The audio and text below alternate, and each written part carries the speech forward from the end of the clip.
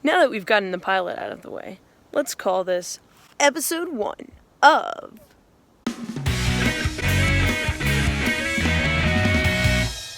coming to you live from the Catskills on top of Huckleberry Peak. Point? I don't know, it's been a long day. I found these Doritos. That's all I have to say. I found these Doritos in the woods. I didn't bring them here. They were here. And I am quite enjoying them. Hey y'all. So if you can't tell, this video is filmed very out of order. And that's because I have filmed it maybe 4 times now. And the first time was here, and the second time might have been here also, and then the third time was in the woods. And I keep on answering the question, why am I transitioning? And every time that I try filming it, it just turns into me defending myself and I don't know. It's just not the best dialogue. And I realized that the best way to go about this question of why am I transitioning is not to answer the question, why transition? Instead, it's to answer the question, why shouldn't I transition? So, I'm gonna have more of a dialogue this way, I think. Here goes. You have a point there, and I kind of agree for the most part, because I'm generally in the camp of thinking that we should accept the things that we can't change.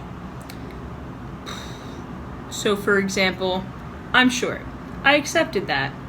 I also accepted for 20 years of thinking that I couldn't change my body, that I was in a girl's body, and I lived with that, and that was okay.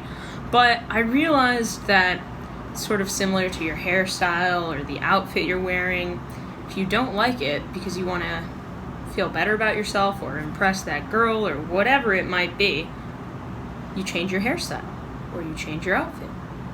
So I'm kind of doing that. Not natural. How do we define natural? When I was 15, my pancreas stopped producing insulin. Freak phenomenon. Just autoimmune disorders. It kind of sucks. Would the natural thing to have done be not give me the hormone that saved my life, insulin? Naturally, I should have died.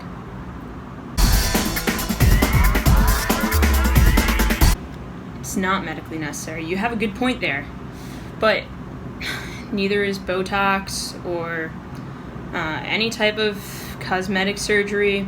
It's not necessary medically in my circumstance because I live in a place, New York City, where I can still be myself. I can be true to myself, even if I'm in a girl's body. But even if it's not medically necessary, it doesn't really cause much harm either. And I will say, there is some speculation that if you don't remove your ovaries and your breasts at some point in your life, it does increase your risks of cancer. However, I plan on removing both of those things. So,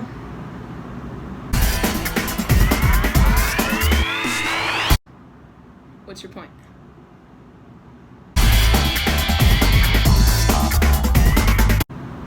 How do you define a real man?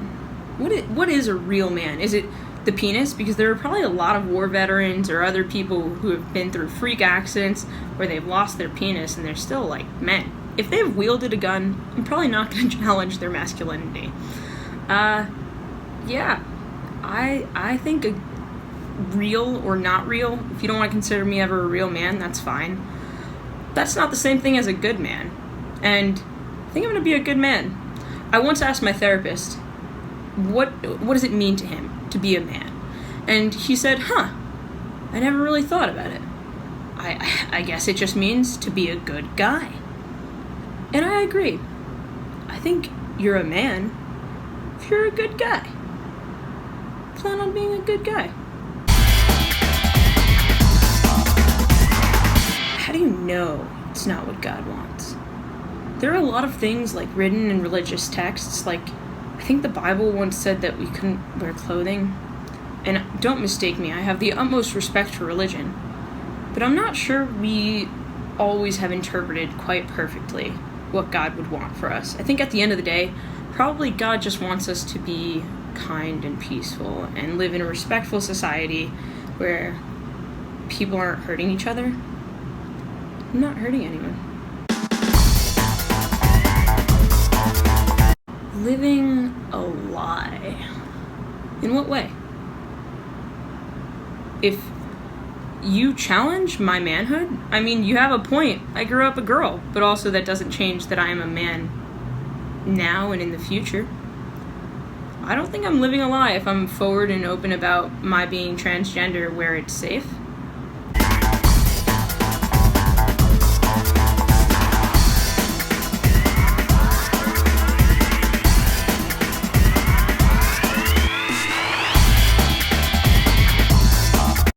Make my life harder. I don't know. I'm becoming a white man. There's a lot of privilege in that. You know, Dr. Seuss once said something really awesome. He said, "Those who matter don't mind, and those who mind don't matter." So, I mean, there you have it. If you have more counter arguments, I'm very interested in why you think one should not transition if that's what they want to do for their body and for themselves.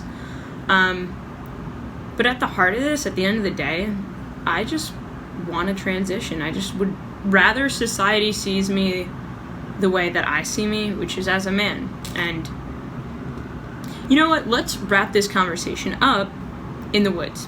But first, let's meet Blaze. Blaze!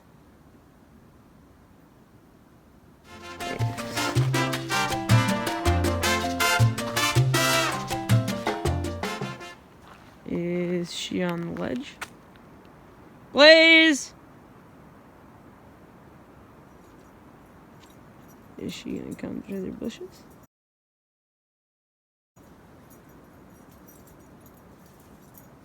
Oh, do you see the tail? Blaze. Puppy. There she is. She's just chilling like a pup. Coming to you from a very different location, but on the same trip the next day. This is Huckleberry Point for real now. I guess end all I want to say, just as one final point, that I live a philosophy that everyone should do whatever they want to do, so long as they're not hurting other people. And I think if everyone did what they wanted to do, so long as they weren't hurting other people, then America would be a much better place. Because I don't think there's harm in letting people live the lives that they want to see for themselves. And I think we'd be a productive society. People would still go to college and still be productive and rich CEOs and innovators, and then there would be a lot of people who still just enjoy serving breakfast at a cart in New York City in the mornings. And then we'd have more trans folk, and we'd have more, people of all different kinds. And if people were better at accepting other people's decisions without thinking that we know better for them, by ourselves, then I think we'd live in a much happier and more peaceful society. But, yeah, maybe I'm just over defending myself here, but I just want to look like a guy, and I don't think that's so wrong.